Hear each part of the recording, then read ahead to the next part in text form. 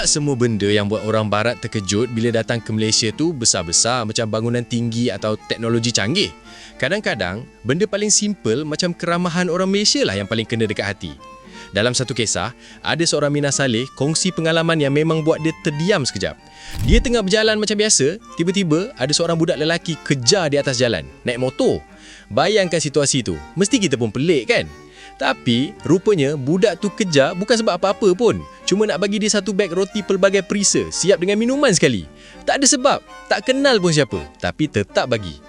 Some people in Malaysia are so sweet. There was this young boy who chased me down on the road on his motorcycle just to give me a bag of different flavored breads, I think it is, and some drink. It was like so sweet. It's incredible. I really like Malaysia and people here are just amazing. Thank you so much everyone who I meet along the way who helped me just because they want to help me. That is just amazing. The world would be a better place if everyone was like that. Dia sendiri sampai tak percaya. Berulang kali dia ucap terima kasih sebab bagi dia, benda macam ni bukan sesuatu yang biasa dia jumpa. Bagi kita, mungkin nampak macam hal kecil, tapi bagi dia, itu satu bentuk kebaikan yang sangat besar.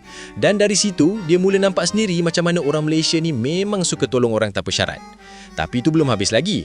Dalam satu lagi pengalaman, masa dia tengah berhenti sebab hujan gerimis, datang seorang lelaki cuba bertegur sapa.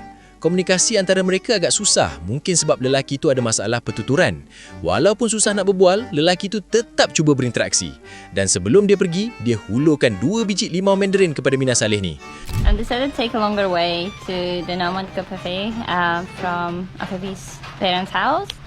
And I stopped because it was starting to rain, so it's like a little drizzle. And this man stopped, and I think he had some speech difficulties, so it was really hard to communicate with him, but I wish I could have communicated more with him, but it was really nice to kind of talk to him a little bit.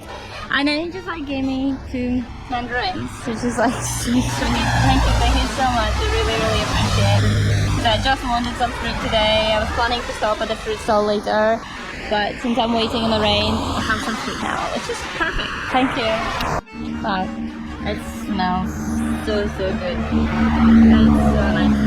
I haven't had mandarins in a while and I really like them, so this is so good that I have one. I hope it tastes as good as it smells. This is so nice. Let's eat some. So nice. Yeah, it's been a while since I have had an orange or mandarin or something, so it tastes so much better now. Sekali lagi, tanpa diminta. Apa yang lagi menarik, hari tu memang dia teringin nak makan buah. Dia siap plan nak singgah gerai buah nanti. Tapi tiba-tiba, dalam keadaan hujan, ada orang datang bagi buah secara percuma. Benda kecil macam ni, tapi kena tepat pada masanya, memang buat dia rasa sangat terharu. Dia bukan terharu sebab buah tu mahal, tapi sebab keikhlasan di sebalik pemberian tu. Kalau di barat, perkara macam ni jarang berlaku. Kehidupan di sana lebih fokus pada hal masing-masing.